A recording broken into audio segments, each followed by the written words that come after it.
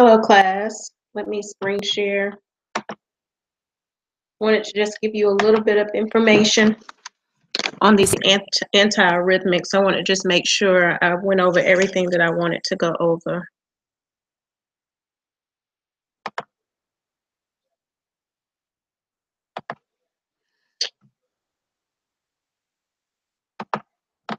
Okay, so like I said, it's nothing fancy. Well, that didn't do right. All right, it's nothing fancy. So anti-arrhythmics, the first one we're going to go over is your lidocaine. I wanted to put this picture up here so you'll have in your head that this is an emergency medication.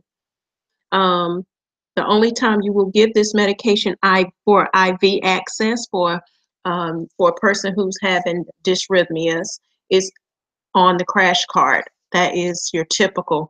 If you work in the ICU, and they don't really work out of crash carts, but for med surge, this is where you would be using it in an emergency situation.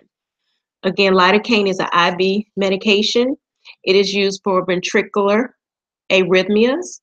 If the person does not have IV access, say you're in the back of a bus or EMS and they do not have IV access and can't get it, they can give it IM.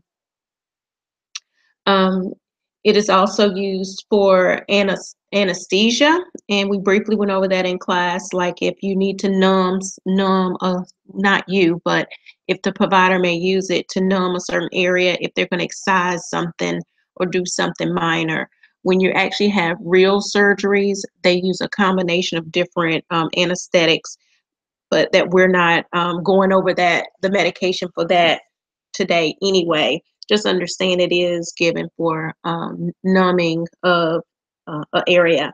But in our case, we're talking about giving it to someone who's having a dysrhythmia. This person may have maybe in VFib or VTAC when it's being given, but the point is it's ventricular, okay? It's a ventricular arrhythmia. The onset is 5 to 10 minutes. No. The onset is immediate if given IV. If it is given IM, it may take 5 to 10 minutes to take effect. The duration would be 2 hours. Half-life is 7 to 30 minutes. The action, what does it actually do? It suppresses depolarization of the ventricles. So you see how it is specific to the ventricles. It is metastasized in the liver and excreted in the urine. Adverse effects would be oversuppression, right? So the person could be bradycardic. It could flip them all the way over, or it could send them into full cardiac arrest and hypotension. This medication is a category B medication, but again, it's only given in an emergency situation.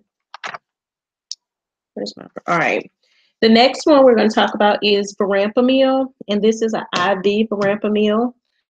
Don't make a big deal out of this. Is clear, cut and clear. If it would be a question about it, it would be very cut and clear. It wouldn't be like, oh, I got to make sure I distinguish between when it's given just for hypertension. That would not be the case. You understand that this, whenever you're giving it to change the heart rhythm, it would be IV, right? So this person may be this person may be in have a supraventricular tachycardia. So they have a really fast heart rate and they want to use this medication to slow it down.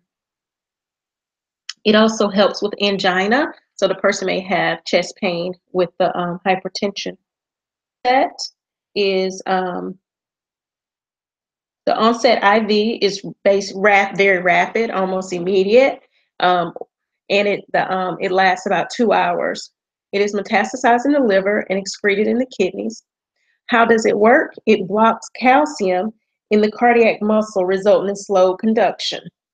It blocks calcium in the cardiac muscle, resulting in slowed conduction.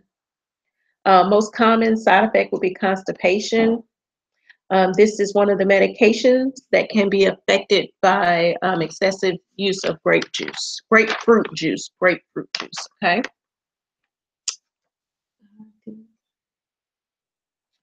All right, that's all I wanted to say about that. This is my fun medication that we're going to talk about is amiodarone. Um, Amiodarone is a pregnancy category D medication. It is used during life-saving measures that have failed other therapies. It's used to treat ventricular arrhythmias. Um, it is metastasized in the liver, and they really don't know how it's excreted. So the interesting part about this medication is it has a very long half-life. Um, It can be 2.5 days to 107 days, okay? So the black box warnings that come with it are going to be related to how long it stays in the body. This medication has such a long half-life, so that's going to mean it takes longer to be effective in the body, right? So if this medication is only given, or this medication usually is started IV. And then once it has been started IV, then the person goes home with taking it orally. Okay. If the medication was only given orally, it would take like a year before them to see the benefits of this medication. All right, the action. Great, lost my piece of paper. It prolongs the refractory period, and it prolongs the refractory period, and it's not in non-competitive alpha and beta adrenergic inhibition. It also blocks potassium. All of those actions are to slow conduction of the heart. It's to slow the heart down.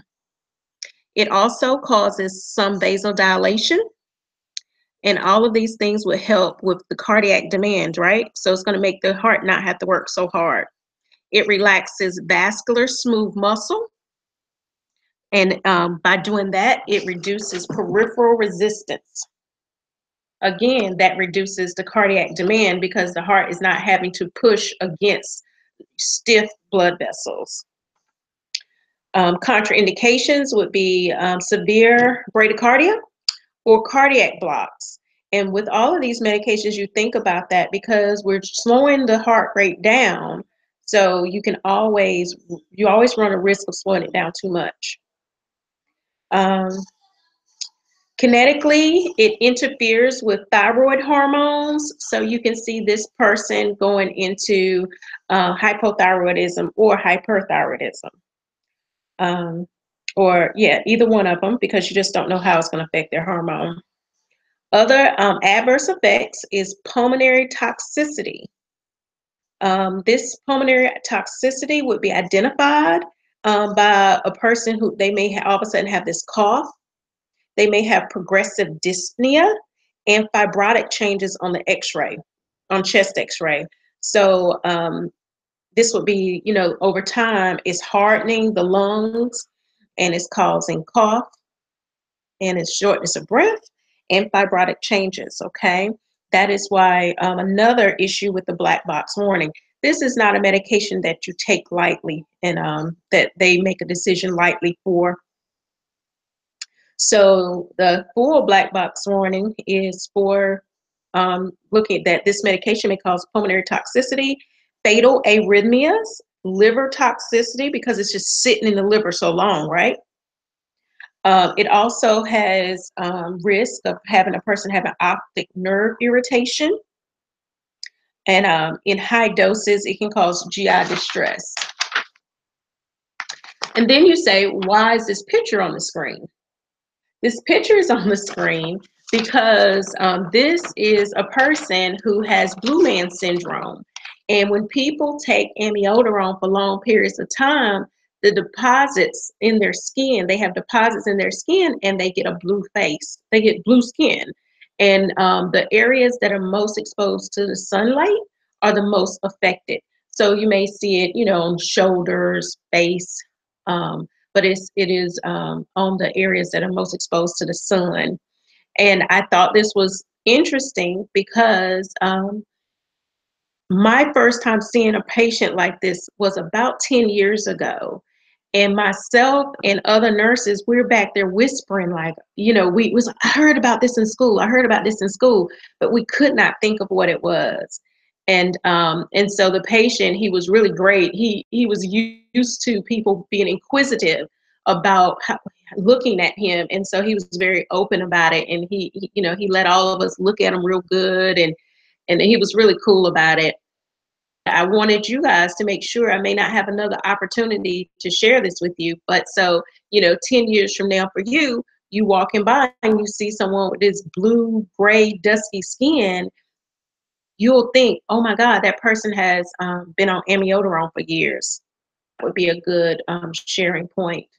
Um, so I hope this was helpful. Like I said, I read through what the book had to offer, and I tried to summarize it because some of the patho can be a lot really wordy and stuff. I think you guys will do great on the test, and try to relax and pace yourself over the weekend. All right. Bye bye.